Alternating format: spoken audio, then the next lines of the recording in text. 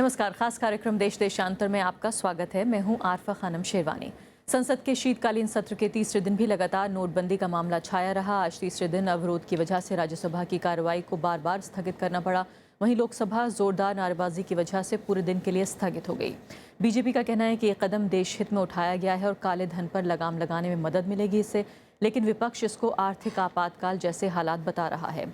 नोटबंदी की घोषणा के बाद सभी बैंक्स, एटीएम मशीनें आम जनता के दबाव के आगे काम करने में कहीं भी नहीं टिक पा रही हैं। बाजार लगभग ठप से हो गए हैं। ज़रूरी सामान खरीदने की भी मुश्किलें आ रही हैं और सबसे बड़ी बात, 50 से भी ज़्यादा लोगों की जानें जा चुकी हैं। क्या वाकई सरकार ने इस कदम को लागू करने से पहले अपना होमवर्क ठीक से नहीं किया? क्या सरकार को यह अंदाज़ा नहीं था कि रास्ते में इस तरह की मुश्किलें आएंगी? अब आगे की राह क्या होनी चाहिए? क्यों ज़रूरी था ये कदम उठाना और अब आगे की क्या चुनौतियां हैं, जानने की कोशिश करेंगे मेहमानों के जरिए। मेरे साथ प्रोफेसर संतोष मेहरोत्रा मौजूद है, प्रोफेसर हैं इकोनॉमिक्स के जेएनयू में। दूसरे खास मेहमान वरिष्ठ पत्रकार संजय कपूर मौजूद हैं, जो कि काले धन पर उनका खास काम है, किताब भी उन्होंने लिखी है, एडिटर हैं हार्ड न्यूज़ मैगजीन के। अर्थशास्त्री अमीरुल्लाह खान साहब भी मेरे साथ मौजूद हैं और साथ ही हम कोशिश करेंगे जल्द ही हमारे साथ विपिन मलिक जी जुड़ जाएं, जो कि डायरेक्टर रह चुके हैं रिजर्व बैंक ऑफ इंडिया के। सभी मेहमानों का बहुत बहुत स्वागत है। सबसे पहले संजय कपूर, मैं आपके साथ शुरुआत करना चाहती हूँ कि अभी सुप्रीम कोर्ट का खासकर जो प्रतिक्रिया आई है, इससे पहले भी आ चुका है वर्जन, लेकिन अभी फ़िलहाल जो चीफ जस्टिस ने कहा है, आप उसे कितना महत्वपूर्ण और गंभीर मानते हैं और आपको लगता है क्या इससे सरकार के ऊपर असर पड़ेगा? मेरे ख्याल से सुप्रीम कोर्ट के पास जो रिपोर्ट्स आ रही हैं और ये बात काफ़ी प्रबल होती जा रही है कि अगर हालात नहीं सुधरे, अगर जो पैसा रिप्लेस करना है एटीएम या बैंक के अंदर, तो लोग बाग कानून अपने हाथ में ले सकते हैं। तो इस बात के लिए आगाह करा है सुप्रीम कोर्ट ने कि आप कृपया करके ये बताइए कि आपके पास पर्याप्त मात्रा में पैसा आपने प्रिंट किया है कि नहीं करा है, और अगर किया है तो उसका डिस्ट्रीब्यूशन वगैरह क्या तो है। यहाँ तक कहना कि दंगा हो सकता है, ये दंगा कि हो सकता है। ये अपने आप में बहुत ही गंभीर बात है, क्योंकि ये पहली दफ़ा ऐसा हुआ है कि पूरा देश इसके अंदर एक बहुत ही व्याकुल है, एक अजीब सी स्थिति में है। लेकिन संजय, पुलिस बल को तो पहले से तैनात किया जा रहा है, यानी कि दंगा लगभग रोकने की एक कोशिश तो पहले से ही हो रही है, पुलिस तैनात हो रही है। पुलिस भी है और जो हमारी जो गुप्तचर विभाग है वो भी पूरी तरीके से है ना सचेत है कि इस तरीके की चीज़ हो सकती है। परंतु जो रिपोर्ट आती है, अगर आप देखें तो आपको लोगों का गुस्सा है उसका बारे में अंदाज़ा लगाया जा सकता है। जो मेरी इत्तला है कि एटीएम तकरीबन 20 से 25% ठीक काम कर रहे हैं, 80% में पैसा नहीं होता। तो लोग बाग है ना लाइन में लगे रहते हैं, उनको कुछ मिलने की इस है ना उम्मीद में होते हैं कि पैसा मिलेगा, पर मिलता नहीं है। और जैसे बड़े शहरों के इर्द गिर्द जो छोटे शहर हैं और कस्बे हैं, वहाँ पे भी सब आ जाते हैं पैसा निकालने के लिए। जैसे आप दिल्ली के आसपास फरीदाबाद, नोएडा, तमाम जगह वहाँ पे पैसा नहीं है, तो वो लोग सब यहाँ पे इकट्ठे होते पैसा निकालने के लिए। तो स्थिति अपने आप में बहुत ही जटिल होती जा रही है। और जो तमाम रिपोर्ट आ रही है, आप देखिए कि पैसा छापने की जो पूरी प्रक्रिया अभी 2-3 महीने पहले ही चालू करी है। आज हिंदू में रिपोर्ट आई है कि 6 सितंबर के बाद चालू करी गई, जब है ना श्री रघुराम राजन का त्यागपत्र हो गया या वो चले गए, उसके बाद ये ना पूरी है ना कोशिश चालू करी गई। दूसरा एक बहुत मुख्य सवाल उठाया जा रहा है कि आरबीआई की तरफ से कोई खास है ना हम लोग को नहीं आया। पहली दफ़ा जब 8 या 9 तारीख को जब प्रधानमंत्री महोदय ने अपना स्टेट में वो जो अपनी स्पीच दी, उसके बाद उन्होंने बताया कि किस वजह से यहाँ पे डिमोनेटाइज कर रहे हैं, पर उसके बाद आरबीआई खामोश है। ये पहली दफ़ा देखा जा रहा है कि पूरी तरीके से वित्त मंत्रालय ये नोटों की छापने के बारे में कर रहा है, जो कि मुख्यतः आरबीआई का काम है। तो ये आरबीआई के जो फॉर्मर डायरेक्टर हमारे साथ फोन लाइन पर मौजूद हैं, जल्दी स्टूडियो में भी जुड़ने की संभावना है। विपिन मलिक जी, ये बताइए, बहुत महत्वपूर्ण सवाल ये उठ रहा है, लोग पूछ रहे हैं कि आखिर आरबीआई गवर्नर कहाँ हैं और दूसरे पदाधिकारी कहाँ हैं आरबीआई के। यहाँ वरिष्ठ पत्रकार संजय कपूर बैठे हैं, ये कह रहे हैं पहली बार ऐसा लग रहा है कि इतने बड़े संकट काल में आरबीआई, जिसका ये प्रमुख काम है, वो बिल्कुल खामोश है। बता दूं कि जब डिमोनेटाइजेशन हुई तो आरबीआई का बोर्ड पूरा बैठा था। बोर्ड में कौन होता है? गवर्नर होता है, फाइनेंस सेक्रेटरी होता है, बैंकिंग सेक्रेटरी होता है, इकोनॉमिक अफेयर्स सेक्रेटरी होता है। इन सब ने मिलकर डिसीजन लिया in consultation with the government which represented by the secretaries. As जो आरबीआई के गवर्नर की स्टेटमेंट की बात है, आरबीआई इस टाइम मैनेज कर रहा है सारे बैंकिंग सिस्टम को और उनको डायरेक्शंस दे रहा है कि आप कैसे कैसे इसको फर्दर ईज आउट कीजिए। सो इस टाइम आरबीआई का इंपॉर्टेंट रोल ये है कि बैंकिंग सेक्टर को डायरेक्शन देता रहे और ये जैसे इनफैक्ट कि अभी रूरल एरियाज में अभी परेशानी आएगी, तो इन्होंने क्या किया है कि रूरल एरियाज में अपनी वैन्स लगा दी हैं, वैन के थ्रू कैश डिस्ट्रीब्यूट हो रहा है। सो आरबीआई अपना काम कर रहा है, बहुत तेजी से कर रहा है। आप थोड़े दिनों में देखेंगे ये इसी हफ्ते का इशू है।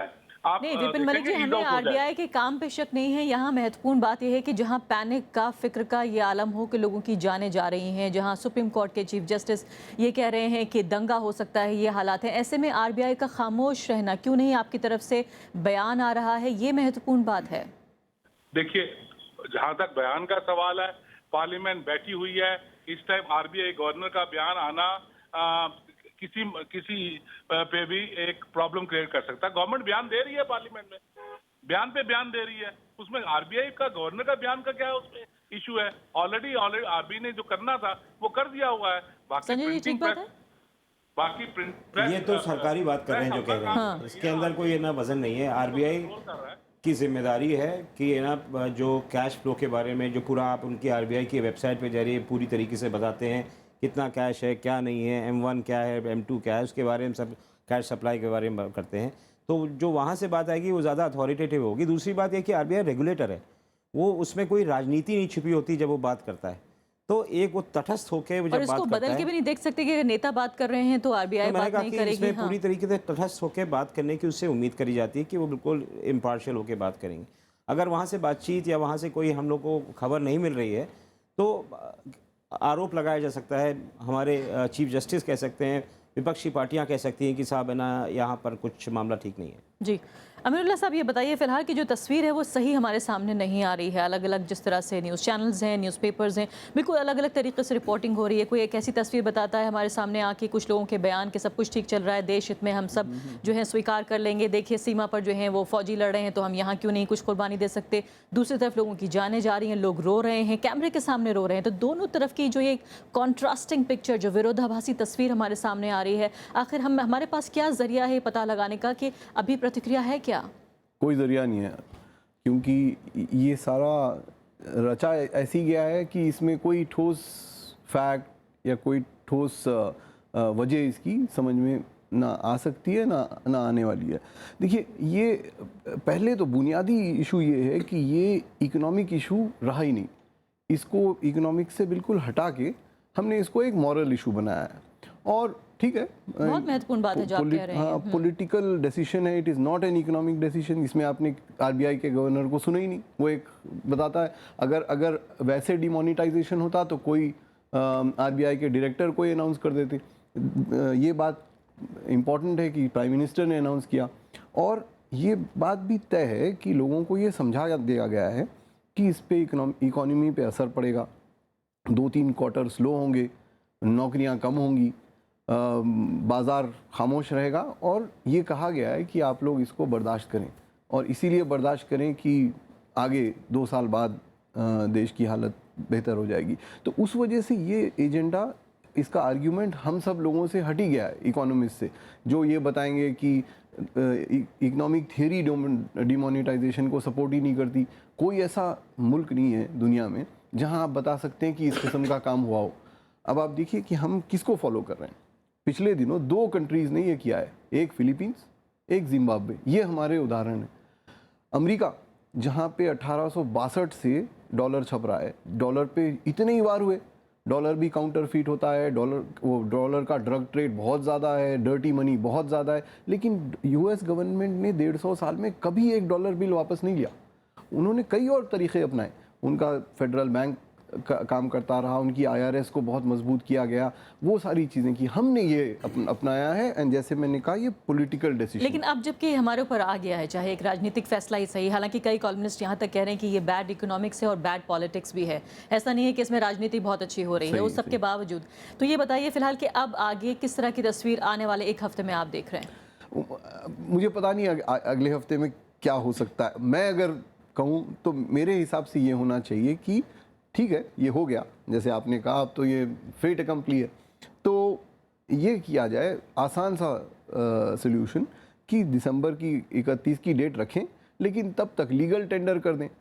जो नोट्स हैं उससे कोई फ़र्क नहीं होने वाला है, कोई मसला नहीं होने वाला है। जिनके पास पैसे हैं वो वैसे भी खर्च कर रहे हैं, वो हॉस्पिटल में कर रहे हैं, पेट्रोल पंप पे कर रहे हैं, महाराष्ट्र में थिएटर में कर रहे हैं, तो और जगह भी कर लें। और आप ये देखते रहें कि किसने ज़्यादा खर्च किए, किसने ज़्यादा जमा किए, वही जो टैक्स अथॉरिटीज़ को करना चाहिए वो करते रहे, तो उससे ये अफरा तफरी ज़्यादा नहीं रहेगी। कम होगी, ये मेरी कोशिश भी थी जाने की। लेकिन फिर भी ये जानना बहुत ज़रूरी है, बहुत सारे दर्शक ये जानना चाहते हैं कि आखिर जैसे आपने कहा कि अभी तक सिर्फ दो सरकारें हैं, दो देशों की जिन्होंने इस कदम को उठाया है, और अगर इतिहास में जाएं पहले तब भी कोई बहुत ज़्यादा लोकतांत्रिक तरीके से चलने वाले देशों में या जो बहुत फ्री इकोनॉमीज हैं उनमें इस तरह के फैसले नहीं देखे गए। यूरोप ने एक बार किया था 2002 में जब यूरो आया, तो उन्होंने ये किया कि 2 महीने का टाइम दिया कि भाई आप अपने मार्क और अपने लीरा सब खर्च करते रहें, 2 महीने बाद ये इलीगल हो जाएंगे। तो सीमलेसली वो हो गया। किसी को ये नहीं हुआ कि रात में 8 बजे से 12 बजे तक कई करोड़ रुपए खर्च करने पड़े, ऐसा नहीं हुआ। लेकिन कहा जा रहा है कि इसका पोशीदा रखना भारत जैसे माहौल में, भारत जैसी अर्थव्यवस्था में बहुत महत्वपूर्ण था।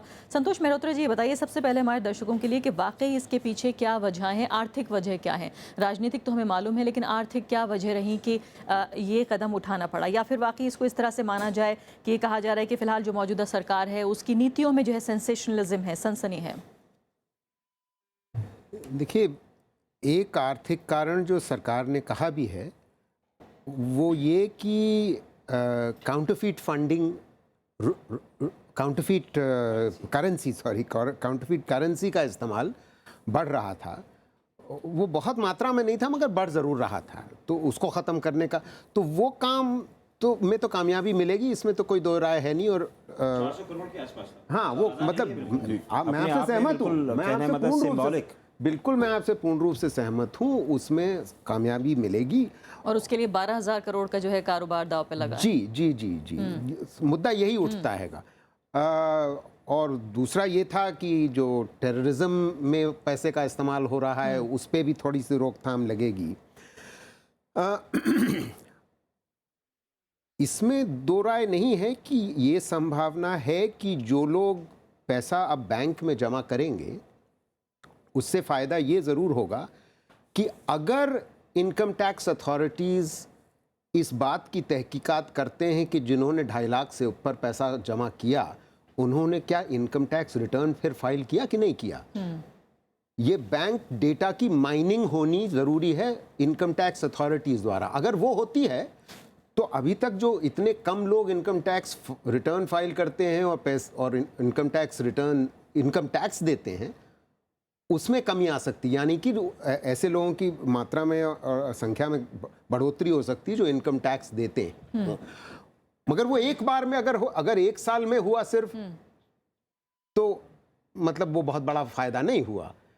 तो हमें देखना यह है कि ब्लैक मनी पे वार जरूर किया गया है, मगर इस तरीका का वार और ढंग से किस तरीके से सरकार करती रहेगी। लेकिन बीजेपी के प्रवक्ता यहाँ मौजूद नहीं है, लेकिन अक्सर जो कार्यक्रमों में कह रहे हैं वो ये कह रहे हैं कि दरअसल ये हम फेजेस में कर रहे हैं और अलग अलग कदम उठा रहे हैं। जैसे पहले हमने एक एमनेस्टी का ऐलान किया, पहले हमने ये किया, अब हमने डीमोनेटाइजेशन कर दिया, अब आगे कुछ और हम कदम उठाएंगे। तो ऐसा नहीं है कि एक कदम है, बल्कि ये पूरा सीरीज में एक सोची समझी रणनीति के तहत हम बड़ी अच्छी बात है। अगर ऐसा होगा तो इसमें कोई दो राय नहीं है कि ये कदम अच्छा माना जा सकता हैगा ब्लैक मनी को की मात्रा में कमी लाने का। मगर अगर ऐसा नहीं होता और अगर ऐसा होता है कि 31 दिसंबर के बाद अभी तक जो पुराने नोट थे उनकी जगह नए नोट आ जाएंगे और ब्लैक इकोनॉमी उसी तरीके से चलती रहेगी तो ना हम इधर के रहे ना उधर के। ठीक है, विपिन मलिक जी भी इस वक्त हमारे साथ स्टूडियो में जुड़ गए हैं। विपिन मलिक जी, एक बहुत महत्वपूर्ण जो 2-3 मुद्दे हैं उनमें एक तो ये है कि सरकार जितने नए कदम उठा रही है वो लोग जो कि काले धन के कारोबार में शामिल हैं वो हर रोज़ नया उसको जो है उसको हल करने का, उसको तोड़ने के तरीके निकाल रहे हैं। फिर सरकार कोई और नया तरीका लाती है। एक तरह से ये चूहे बिल्ली का खेल जैसा नज़र आ रहा है कम से कम पिछले हफ्ते 10 दिन से। इससे किस तरह से निजात मिलेगी? पहली बात, क्या वाकई इसका कोई समाधान भी है? दूसरे, जिस तरह से हम ये देख रहे हैं कि शहरों में हम भूल जाएँ, जिस तरह से अभी यहाँ पर कह रहे थे अमीरुल्लाह साहब कि ये आर्थिक मुद्दा तो रहा ही नहीं है, इसको कहीं ना कहीं एक जज्बाती और एक अलग तरह का मुद्दा बनाकर पेश किया जा रहा है। लेकिन अगर गाँव की तस्वीर देखी जाए तो बहुत ख़राब है। इस वक्त लोग खाने पीने के लिए तरस रहे हैं। जो सरकारी दफ्तर है वहाँ पैसा नहीं है, मनरेगा के मजदूरों को देने के लिए पैसा नहीं है, मछली बाजार जो है कलकत्ता का बंद हो रहा है, जो छोटे मोटे उद्योग धंधे हैं जिस पर पूरा भारत टिका हुआ है वो बंद हो रहे हैं। कैसे चलेगा? देखिए, पहली बात तो ये है कि प्राइम मिनिस्टर ने जब स्पीच दी थी उसमें भी कहा था कि थोड़ी दिक्कतें तो आएंगी। ये थोड़े दिन की दिक्कतें हैं जो कि हर एक आदमी को फेस करनी पड़ेगी और उसमें छोटा कारोबारी डेफिनेटली उनकी तो मार्केट्स बंद हुई पड़ी हैं, उसमें मैं कोई दो राय नहीं रखता। लेकिन बैंकिंग सिस्टम बहुत एक्टिवेट हो गया है।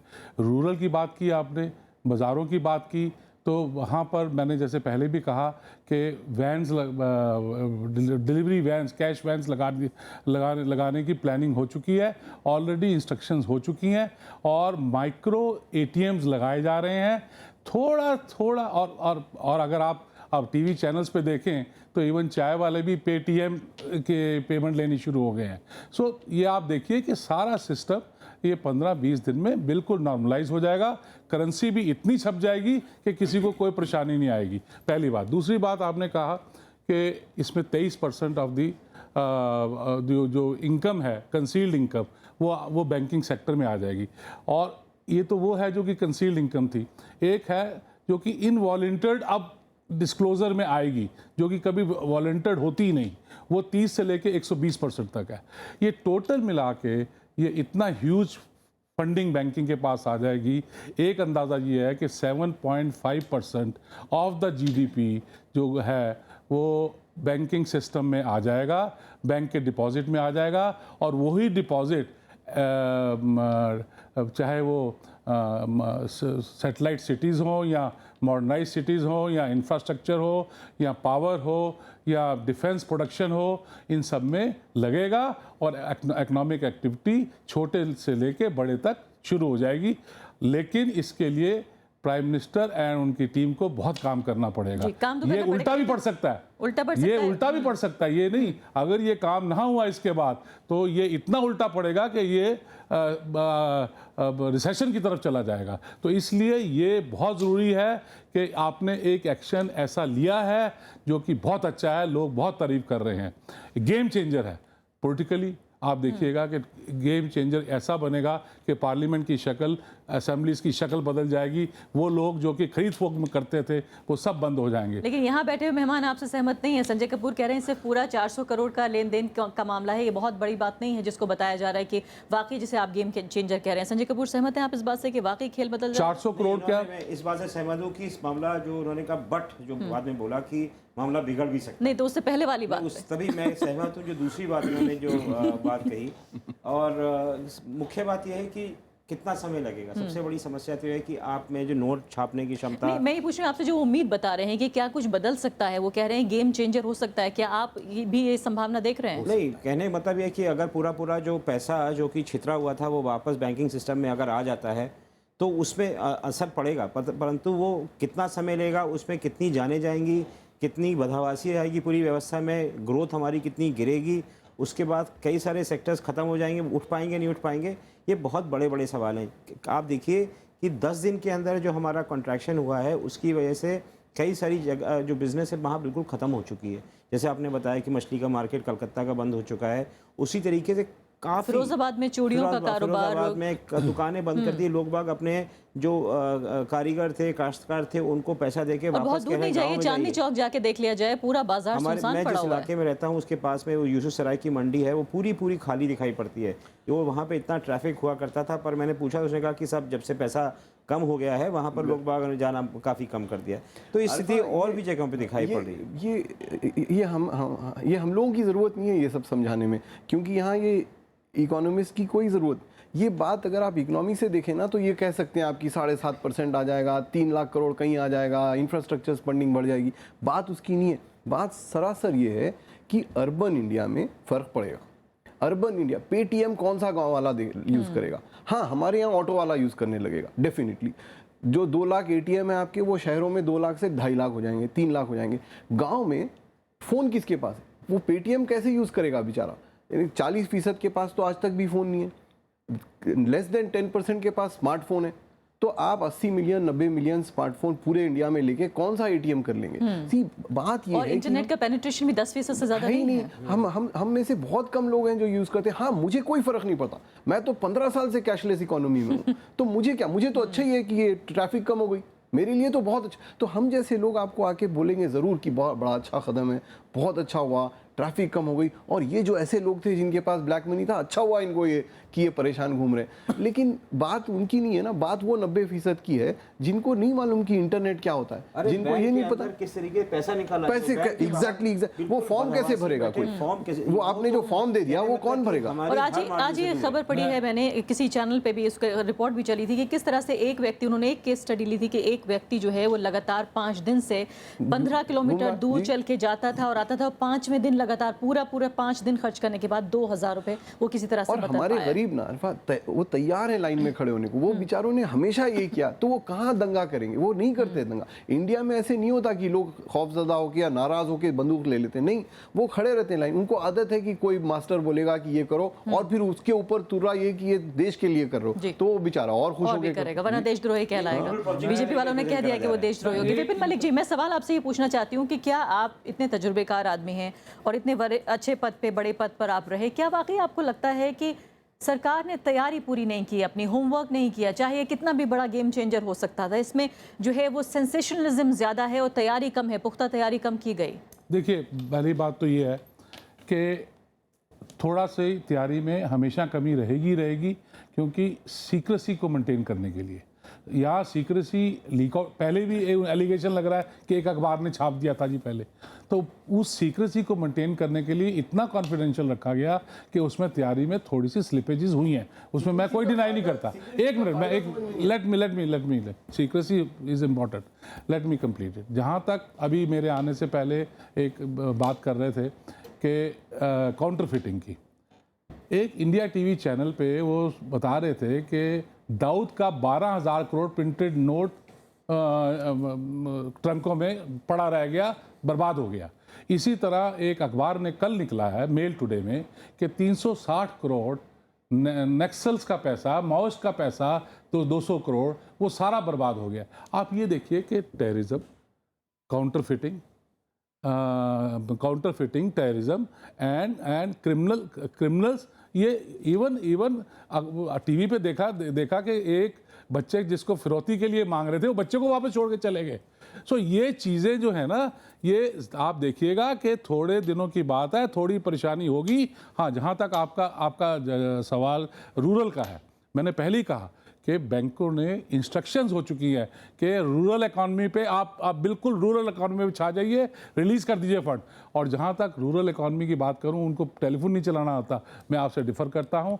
रूरल इकॉनमी में टोटल तो अरे बिल्कुल चल रहे हैं साहब, बिल्कुल चल रहे हैं। रूरल इकॉनमी में आप अगर आप फिगर देखें, मैं खुद हैरान हो जाता हूँ। माफ कीजिएगा, मैं आपसे पूछती हूँ, रूरल इलाकों का हम जिक्र कर रहे हैं, जो किसानों पर सबसे बड़ी आफत आई है, जो उनके अभी बीज बोने का टाइम है, किसी के खेती काटने का टाइम है, उनका ये बताइए कि वो कहाँ से पैसा इकट्ठा करें इस वक्त? मेरे ख्याल 25,000 उनको विड्रॉल लिमिट्स बांध दी है उनकी, और उन्होंने तो कोऑपरेटिव से लेना होता है। उसी फर्टिलाइजर जो लेना है, मैं आपको बता दूं कि फर्टिलाइजर, एक मिनट, फर्टिलाइजर लेने का क्या तरीका है कि इफ्को या क्रिप्को, उनकी सोसाइटीज हैं, किसानों की सोसाइटीज हैं, वो उनको पहुंच जाता है, वहां से वो उधार ले जाते हैं और फिर पेमेंट कर जाते हैं। क्या वाकई इतनी ट्रेनिंग हो पाई है किसानों की कि ये सब कुछ हो पाएगा? ये बताइए फिलहाल मेहरोत्रा जी कि क्या कोई रोल बैक के चांसेस हैं? जिस तरह की अफरा तफरी देखने को मिल रही है, सुप्रीम कोर्ट के जो है चीफ जस्टिस ऑफ इंडिया का जो है बयान आ चुका है, क्या आपको लगता है कोई ऐसी संभावना है कि रोल बैक हो जाए? रोल बैक शायद नहीं होगा, ये तो फाइनेंस मिनिस्टर ने वैसे ही कह दिया है।